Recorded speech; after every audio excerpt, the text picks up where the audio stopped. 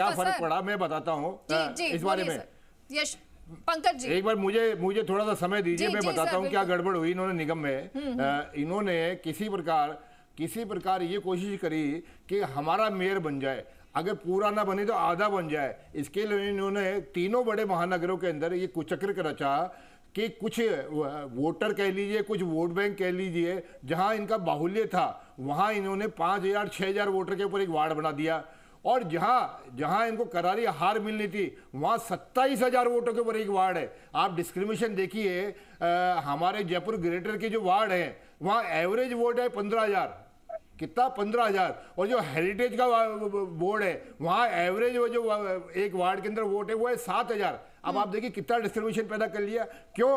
केवल इनको ये साबित करना था देखिए आधे जयपुर में तो हमारा शासन है, और उसके अलावा भी कहीं ना कहीं इनको ये करना था कि हमारा जो इकोसिस्टम है, हमारा पार्षद है, हमारा मेयर है, वो जी भर के जनता को लूटे। इस लूट की छूट देने के लिए इन्होंने इस प्रकार का कुचक्र रचा, और इसीलिए मैं आपको आज आपके चैनल के माध्यम से बताना चाह रहा हूं।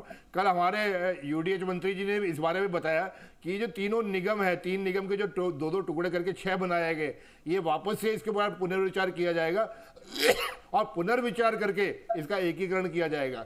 इन्होंने केवल अपने बोर्ड बन जाए, केवल हमारा सरपंच बन जाए, हमारी पंचायत समिति बन जाए, इसके लिए जिस प्रकार से पिछले 5 साल के अंदर अपनी सरकार के दौरान इन्होंने जिस प्रकार के तरह तरह के नाटक किए। आप देखिए आजाद भारत में कभी राजस्थान ऐसा हुआ? दर्शकों को ये भी बता दूं कि ये जो तस्वीरें वो देख रहे हैं, ये तस्वीरें इस वक्त लाइव तस्वीरें हम दिखा रहे हैं। और जो यशवर्धन जी सर, मैं आपके पास लौटती हूँ, पंकज जी आपसे भी बात करूंगी, लेकिन एक बार प्रकाश भंडारी जी का रुख कर लेते हैं। सर, अभी जो तस्वीरें नजर आ रही हैं वाकई में ये एक संदेश दे रही है, एक नजीर पेश कर रही है कि त्वरित कार्रवाई होनी चाहिए।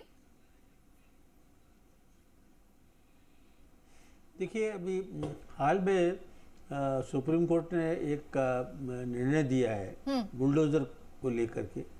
उन्होंने कहा साहब ये बुलडोजर का इसके प्रति जो विवेक का इस्तेमाल होना चाहिए, पूरी जांच होनी चाहिए कि जो इमारत है, जो बिल्डिंग है, वो अवैध है, वैध है, और किसी और की गलती के कारण, किसी के मकान में कोई किराएदार है, उसने कोई गलती करी हो, उसके गलती के कारण अगर मकान मालिक का मकान अगर गिराया जाता है तो ये न्याय संगत नहीं, न्यायोचित नहीं। तो सवाल ये है कि बुलडोजर जो चलते हैं, आज के जो जयपुर वाली घटना है इसमें बुलडोजर चलाए जा रहे हैं, हम तस्वीर देख रहे हैं, तो ये अगर अवैध है तो उसकी एक कोई प्रक्रिया होती है, उसमें नोटिस दिया जाता है और दिया जाता है, उसको बताया जाता है, उसको स्वयं हटाने की हिदायत भी दी जाती है। वो सब कुछ कार्रवाई अगर हुई हो और उसके बावजूद मकान मालिक जिसने मकान बनाया वो उसने स्वयं अपने जो है अवैध निर्माण को नहीं तोड़ा, तो म्यूनसिपैलिटी के बिल्कुल हक पे जाता है। म्यूनसिपैलिटी का की कार्रवाई बिल्कुल न्यायोचित है कि ऐसे इमारत, ऐसी बिल्डिंग, ऐसे इनको गिराना बिल्कुल न्यायोचित है। लेकिन ऐसा है कि अराजकता फैलती है। तो सवाल ये है सर, लेकिन प्रकाश जी इसको लेकर जो पार्षद है वो ये कह रहे थे, पार्षद ये कह रहे थे कि ये अवैध है, और हम कई बार लेटर भी लिख चुके हैं, लेकिन मेयर सुनती नहीं है, पैसे लेने देने का निगम में कार्य होता है। तो ये तो क्लियर है सर, ये अवैध थी और उसको लेकर कई बार पार्षद जो है लेटर लिख चुके हैं।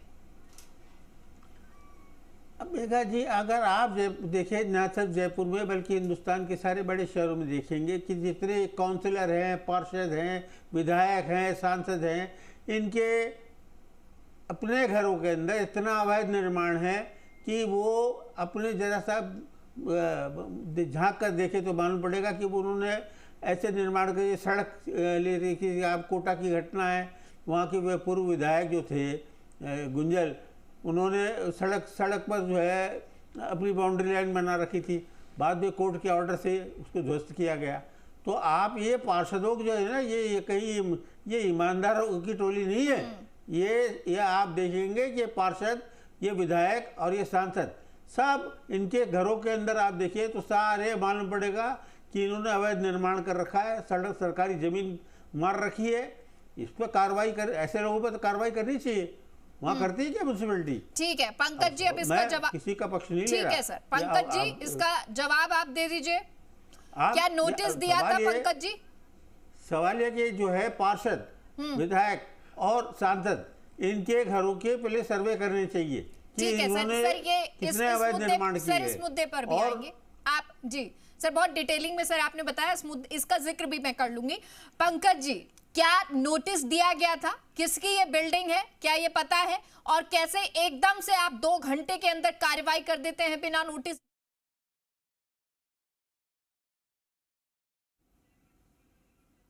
था और किसकी बिल्डिंग है वो तो आपके चैनल पे भी चल रहा है पंकज जी के लिए मेरे को अलग से कोई बताने की आवश्यकता नहीं है, परंतु अभी मुझे जी हाँ बिल्कुल परंतु अभी हमारे साथी यशवर्धन जी और आदरणीय प्रकाश जी ने एक विषय छेड़ा कि सुप्रीम कोर्ट ने एक आदेश किया था कि भाई बुलडोजर के द्वारा जो बिल्डिंग गिराई जाती है उसके बारे में सर प्लीज एक रिक्वेस्ट है, आप इसका जवाब भी दीजिएगा क्योंकि दर्शक ये भी जानना चाहेंगे। लेकिन पंकज जी, मैंने भी सवाल पूछा कि क्या नोटिस दिया गया है क्या, जैसा कि प्रकाश जी सर कह रहे थे कि नोटिस तो दिया जाता है ना, आप किसी की बिल्डिंग को गिराएंगे पहले उसको 15 दिन का नोटिस देंगे, फिर आगे नोटिस देंगे, जब वो उसका रिप्लाई नहीं करता है, जो प्रोसेस होती है वो मैं बता रही हूं, तो उसके बाद इस तरह की कार्रवाई होती है। नहीं देखिए, बिल्कुल नोटिस दिया गया था, परंतु ना तो नोटिस को सीरियसली उसे अतिक्रमणकारी ने लिया और ना ही निगम के जो मेयर है और मेयर के साथ में जो उनके पार्षदगण हैं उन्होंने उस नोटिस को सीरियसली लिया।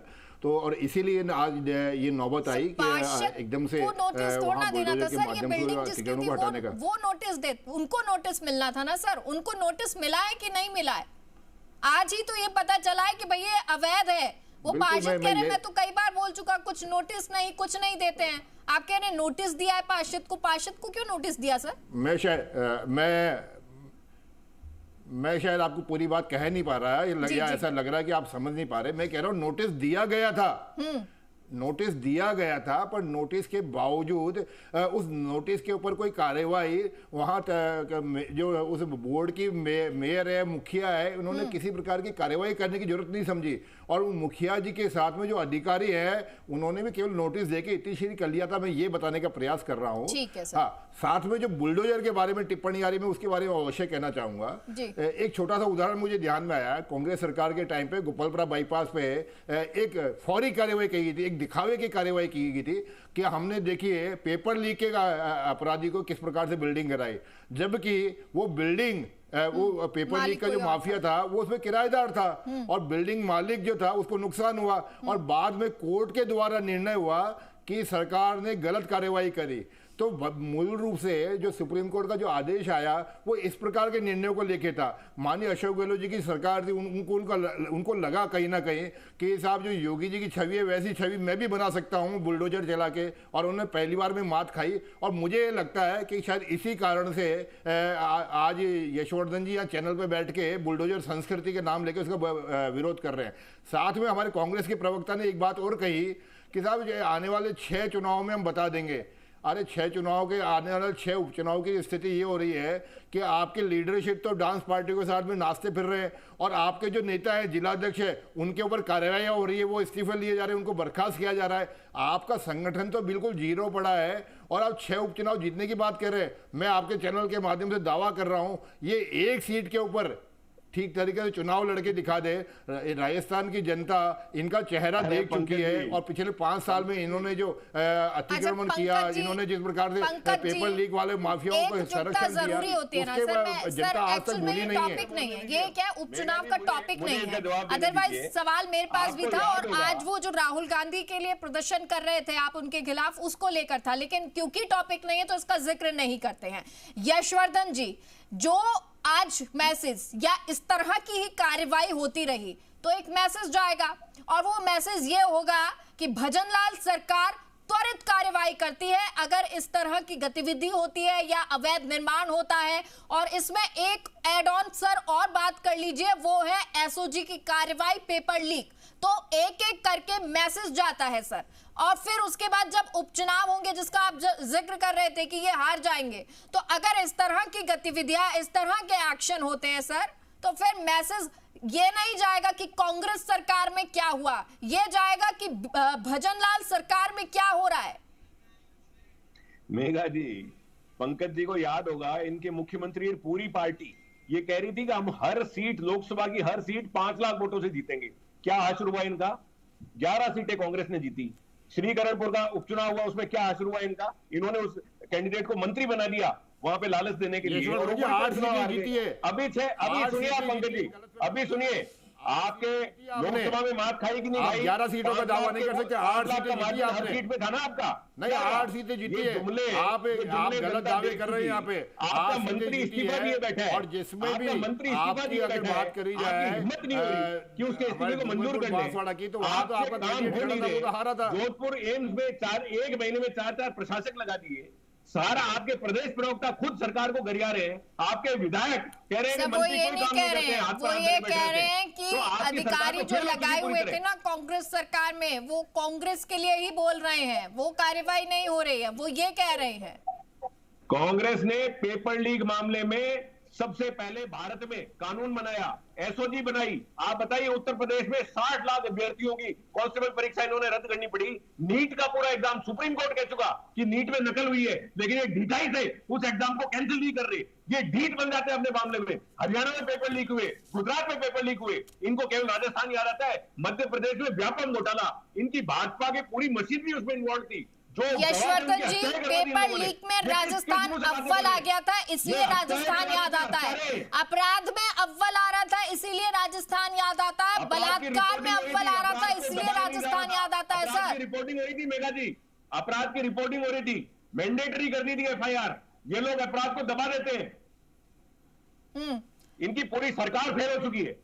पंकज जी जवाब दीजिए। देखिए, अभी जो प्रारंभिक वक्तव्य था तब यशवर्धन जी बड़े गुस्सा हो गए, आपको कह रहे थे कि नेहरू जी की में ले आइए। अब देखिए, राजस्थान की जनता है, राजस्थान की जनता जब पीड़ा होती है और कांग्रेस सरकार से त्रस्त होती है, तो ये कभी यूपी भाग जाते हैं, कभी गुजरात भाग जाते हैं, कभी मध्य प्रदेश भाग जाते हैं, बड़ी राजस्थान की चर्चा नहीं करते। अब मैं आपको ये याद दिलाना चाहूंगा, राजस्थान की घटना बता रहा हूँ। ये बड़े बड़े आरोप लगा रहे हैं, बड़े बड़ी जिम्मेदारियां लेने की बात कर रहे हैं। 4 साल पहले बिरला ऑडिटोरियम के अंदर मुख्यमंत्री जी और शिक्षा मंत्री जी के अध्यक्षता में कार्यक्रम हो रहा था, और मुख्यमंत्री जी ने पूछा कि क्या आपसे ट्रांसफरों में पैसा दिया जाता है क्या? वहाँ सामूहिक रूप से 2000 शिक्षकों ने ये कहा कि यहाँ भ्रष्टाचार होता है, ट्रांसफरों में पैसा लिया जाता है। देखिए, आपकी जो गिरेबान में झांकते देखते नहीं है, और जब आप गिरते हो तो आप यूपी बिहार भागने लगते हो। कि त्वरित कार्रवाई की जरूरत होती है, और चाहे सरकार बीजेपी की हो या कांग्रेस की हो, अगर वो अपराध हो तो उस पर त्वरित कार्रवाई होनी चाहिए, अवैध निर्माण हो तो उस पर कार्रवाई होनी चाहिए, इस तरफ पेपर लीक करने वाले हो उन पर त्वरित कार्रवाई होनी चाहिए। इन सब की बात करेंगे। आप लोग जुड़े रहिए, हमारे सहयोगी अनूप भी जुड़े हुए हमारे साथ ही साथ ये तस्वीरें भी हम दर्शकों को एक बार फिर से बता दें, लाइव तस्वीरें आपके सामने हैं। अनूप, इस वक्त क्या कुछ मौके पर, क्या बुलडोजर चल चुका है, पूरी तरह से बिल्डिंग निर्माण ध्वस्त हो चुका है? जी हाँ, देखिए, यहाँ पर कुछ देर पहले यहाँ पर बुलडोजर आया था, जिसकी की लाइव तस्वीर है वो हमने आपको दिखाई थी। बुलडोजर यहाँ पर चला और जो बेसमेंट था उसको भरने का जो काम है वो बुलडोजर के द्वारा किया गया। सीढ़ियों को जो तोड़ने का काम है वो बुलडोजर के द्वारा किया गया।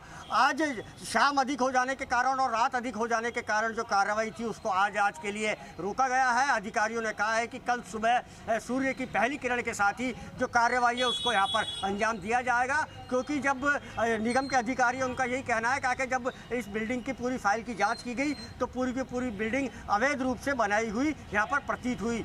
दोपहर में जब स्थानीय विधायक हैं गोपाल शर्मा, वो पहुंचे थे तो उन्होंने भी कहा था कि कहीं ना कहीं अगर ये बिल्डिंग अवैध रूप से बनी हुई नज़र आएगी, कहीं ना कहीं जो बिल्डिंग बायलॉज का यहाँ पर उल्लंघन करते हुए पाया जाएगा तो जो भी कानून के अनुसार जो भी कार्रवाई होगी वो की जाएगी। जब गोपाल शर्मा मौके के ऊपर मौजूद थे, उसी समय के ऊपर बिल्डिंग को सीज करने की जो कार्रवाई है, वो चस्पा करने की जो कार्रवाई है उसको यहाँ पर अंजाम दिया गया था। और जब मौके से जब गोपाल शर्मा यहाँ पर स्थानीय लोगों को समझा बुझा करके रवाना हुए, उसके बाद बाद के अंदर नगर निगम पशु शाखा की यहाँ पर टीम आती है और गाय को निकालने का काम है वो किया जाता है। जैसे ही गाय को निकालने का काम किया जाता है, गाय को यहाँ से निकाल करके पोस्टमार्टम के लिए भेज दिया गया है और जब पोस्टमार्टम रिपोर्ट आएगी उसके बाद मालूम चल पाएगा कि गाय की मौत की वजह क्या है, पानी में डूबने के कारण मौत हुई है या गाय पहले से ही मरी हुई थी जी, और उसको यहाँ पर ला करके टैंक के अंदर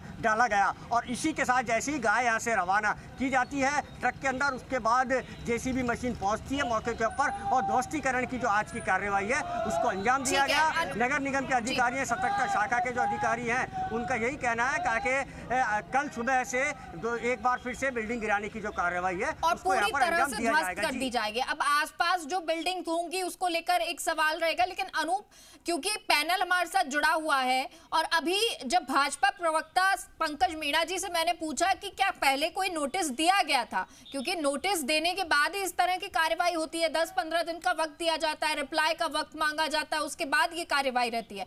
वो कहते हैं, यानी पंकज मीणा जी ने कहा नोटिस दे दिया गया था पहले, क्या वाकई ऐसा हुआ था?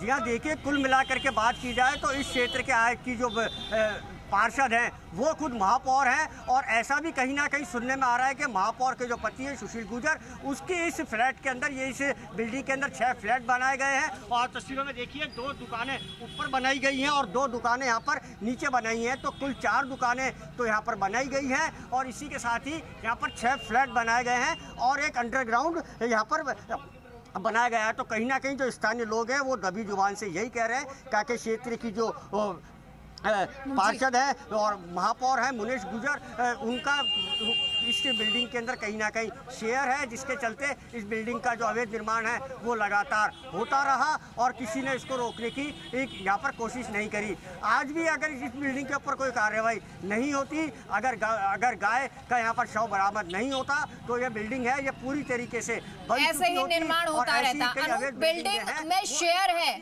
मेयर का, ये कहा जा रहा है। बिल्डिंग के बारे में अभी तक जानकारी किसके नाम पर है, कौन बनवा रहा था, ये तमाम कोई जानकारी सामने आई?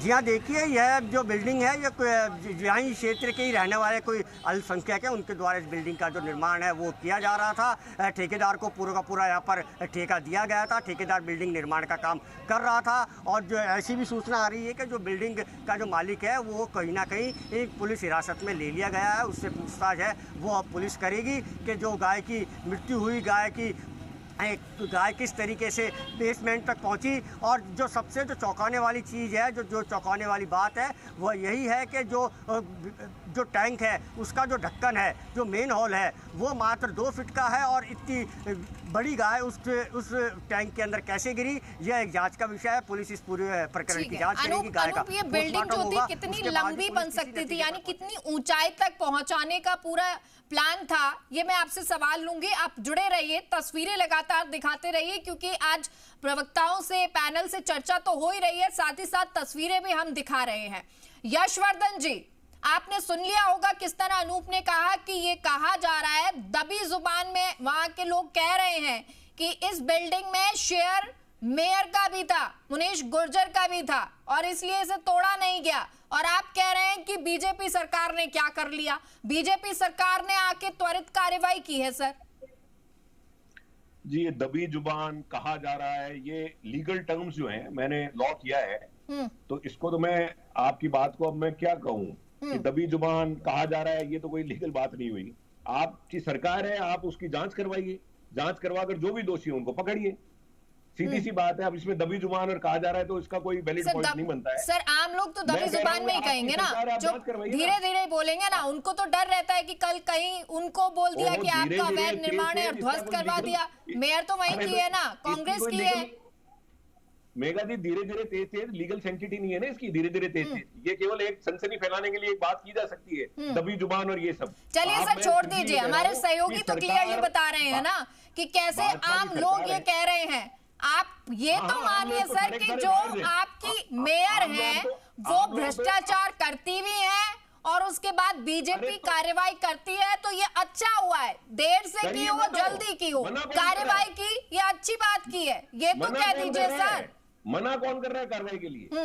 कीजिए, अगर कोई भी गलत कर रहा है उस पर कार्रवाई कीजिए, बिल्कुल कोई मना नहीं कर रहा, जो गलत करेगा वो भुगतेगा, उस पर कार्रवाई कीजिए, आप सबूत जुटाइए, उनको सजा दिलवाइए, कौन मना कर रहा है उस बात पर? तो सर मैं यही तो आपसे शुरुआत से कह रही हूँ यशवर्धन जी, अगर कार्रवाई देर से सही टाइम पर कभी भी तो हुई आप तो कह रहे हैं ये सही कहिए कर कि रही। भजनलाल मैं कह रहा हूं सरकार देर ने, से चलिए अब आके हमारी जो मेयर थी जो भ्रष्टाचार कर रही थी, जिनका हमने निलंबन किया, फिर बहाली कर दी, फिर निलंबन कर दिया, उस मेयर को कम से कम अब आप हटाने तो जा रहे हैं, वहां पर कार्रवाई तो कर रहे हैं जो शेयर था उसमें।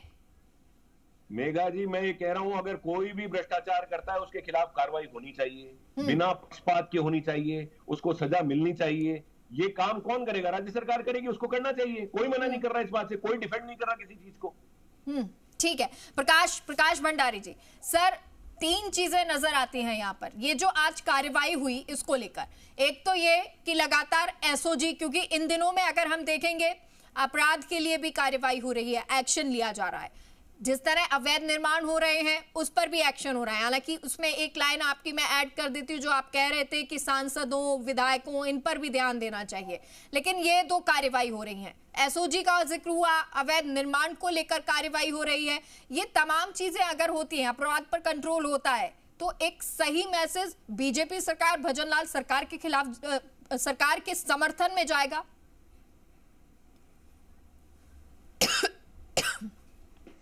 देखिए, अवैध निर्माण को धराशायी करना, अगर निर्माण अवैध है और उसकी जो कानूनी प्रक्रिया है उसे अब जरूर अपनाना चाहिए। जो कानूनी प्रक्रिया है वो ये है, सुप्रीम कोर्ट का भी ये कहना था कि कानूनी प्रक्रिया जो है उसे अपनाया जाए। ऐसा ना होना चाहिए कि जिस मकान में जो अपराधी है वो रह रहा है और वो मकान उसका नहीं है, वो मकान किसी और का है, उसका मकान का मालिक है। अब मकान मालिक को आप सजा देंगे क्योंकि उसने ऐसे किराएदार को रखा जो अपराधी। तो अब उसको बताइए, ये बेचारे मकान मालिक पर कितना बड़ा अत्याचार है कि उसके किराएदार की गलती से, उसके किराएदार की वजह से उसका मकान ध्वस्त किया जा रहा है। और कारण हो सकता है वो अवैध हो, अगर अवैध है तो ठीक है, लेकिन अवैध है और उस पर कोई किराएदार जो है, जो अपराधी है, तो उसकी कार्रवाई तो होती है ना। आप किसी का आशियाना ऐसा नहीं गिरा सकते, आप उसको कानूनी प्रक्रिया है, दिखाए जाएंगे। आप यही कह रहे हैं, जो है सुप्रीम कोर्ट का आदेश है कि इसकी जो कानूनी प्रक्रिया है उसको समझना चाहिए, उसको नोटिस दिया जाना चाहिए, ये उसके हक की बात है, उसके साथ न्याय किया जाना चाहिए कि उसको दिखाए। अच्छा, फिर आप देखिए, अगर आपने अवैध निर्माण किया तो क्या पूरा का पूरा निर्माण अवैध है? कुछ छोटा मोटा अगर निर्माण किया जाता है तो उसकी कंपाउंडिंग का एक क्लॉज है कि आपने अवैध निर्माण किया है, लेकिन आपने चूंकि कर लिया है, अब कंपाउंडिंग की एक राशि होती है, उसको आप जमा करा दीजिए। अब आपका जो है जो अवैध निर्माण वो नियमन की प्रक्रिया में आ जाता है, नियमन की श्रेणी में आ जाता है। तो कहने का अर्थ है Pankaj Meena ji, sir supreme court ये कह चुका है इस तरह से बुलडोजर नहीं चलाया जा सकता। जी पंकज मीना जी, सुप्रीम कोर्ट ये कह चुका है कि इस तरह बुलडोजर नहीं चलाया जा सकता, और ये बात भी सही है, अगर बिल्डिंग किसी की होगी और कोई रेंट पर रह रहा है, वो व्यक्ति इस तरह कृत्य करता है और मकान मालिक का ये घर तोड़ दिया जाता है, तो गलती किसकी है? और सुप्रीम कोर्ट की अवमानना यहाँ पर हो रही है। मेघा जी, मैंने एक आपसे आग्रह किया था, मैंने कहा था कि साहब ये विधायक, पार्षद, सांसद, ये सबके जो निर्माण है इसका भी सर्वेक्षण हो, और इसके बंद उसके भी अगर जिस दिन इनके धराशायी होंगे, बुलडोजर चलाए जाएंगे, तो आम जनता में एक मैसेज जाएगा कि अवैध निर्माण करने वाला कोई नहीं बच सकता। ठीक है पंकज मीणा जी, मेरे सवाल का जवाब दे दीजिए और उसके साथ में प्रकाश भंडारी सर के सवाल का भी जवाब दे दीजिए। देखिए, आपके सवाल का निश्चित रूप से मैं जवाब दूंगा, परंतु प्रकाश भंडारी साहब ने जो बात कही उसका तो मैं पहले ही उदाहरण दे चुका हूं कि किस प्रकार से पेपर लीक माफिया को बचाने के लिए हमारे जयपुर में गोपालपुरा बाईपास के ऊपर एक कोचिंग सेंटर ढा दिया गया था, जबकि वो तो मकान मालिक था, किराएदार था अपराधी, तो उस वक्त सरकार ने ये सारी चीज़ें नहीं देखी और मेरे ख्याल से जो तत्कालीन सरकार के कांग्रेस की सरकार के समय इस प्रकार का अपराध हुआ, शायद उसी के संज्ञान में लेते हुए सुप्रीम कोर्ट ने इस प्रकार की टिप्पणी की थी। और जहाँ तक बात है, देखिए कांग्रेस की बौखलाहट सीधी सीधी समझ में आती है।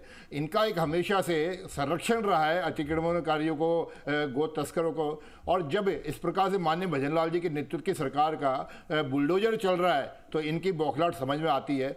परंतु मैं आपको एक चीज़ याद दिला देना चाहूँ कि ये केवल और बुलडोजर को लेके बदनाम करने की कोशिश कर रहे हैं, एक फॉल्स नैरेटिव बना के अतिक्रमणकारियों को बचाने की कोशिश कर रहे हैं। चाहे उदयपुर का, सुप्रीम कोर्ट ने मना किया है, उसके बावजूद इस तरह की कार्रवाई हो रही है। सर इसका जवाब दीजिए ना। आपने जवाब प्रकाश भंडारी जी की जवाब बात का दे दिया, मेरी बात का जवाब दीजिए सर कि अगर सुप्रीम कोर्ट ने इसको लेकर मना किया है कि इस तरह की कार्रवाई नहीं होगी, उसके बावजूद अगर ये कार्रवाई हो रही है तो क्यों हो रही है? मेगा, मैं अपनी बात यही कंप्लीट कर रहा हूँ, आपकी बात का जवाब ही दे रहा हूँ। कृपया करके मुझे समय दीजिए, बात मुझे बोलने दीजिए। अभी इसी प्रकार की ये घटना उदयपुर में भी हुई थी। उदयपुर के अंदर एक अतिक्रमणकारी का मकान ढहाया गया, परंतु कांग्रेस के नेता, तमाम नेता उस अतिक्रमणकारी के पक्ष में खड़े हो गए। और वो अतिक्रमणकारी कौन था? वो उस 15 साल के बच्चे के हत्यारा का पिता था। और केवल एक धार्मिक सेंसिटिविटी को एनकेज करने के लिए कांग्रेस पूरी तरह से उस हत्यारे के पिता के साथ खड़ी थी, उस अतिक्रमणकारी के साथ में खड़ी थी।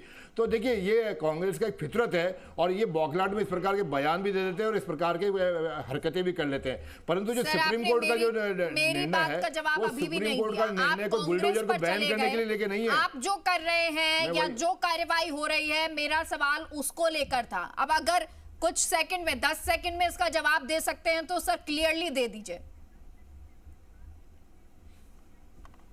देखिए सुप्रीम कोर्ट का जो निर्णय था वो सुप्रीम कोर्ट का निर्णय बुलडोजर को रोकने के लिए नहीं है। वो सुप्रीम कोर्ट का जो निर्णय है वो पूरा प्रोसेस को फॉलो किए बिना और फिर आपको कोई बुलडोजर चलाते हैं, उसके ऊपर निर्णय था। परंतु मैं फिर भी आपको एक बात बताना चाहता हूं, हम पूरे प्रोसेस के साथ में और पूरे नियमों को मानते हुए बुलडोजर की कार्रवाई करते हैं। और ये बुलडोजर अतिक्रमणकारियों के ऊपर या गो तस्करों पर लगातार चलता रहेगा और इसी प्रकार से कानून व्यवस्था को मजबूत करते रहेंगे। चलिए ठीक है, आप सभी का बहुत बहुत शुक्रिया। इंटरव्यून करना चाहता हूँ जी। राजस्थान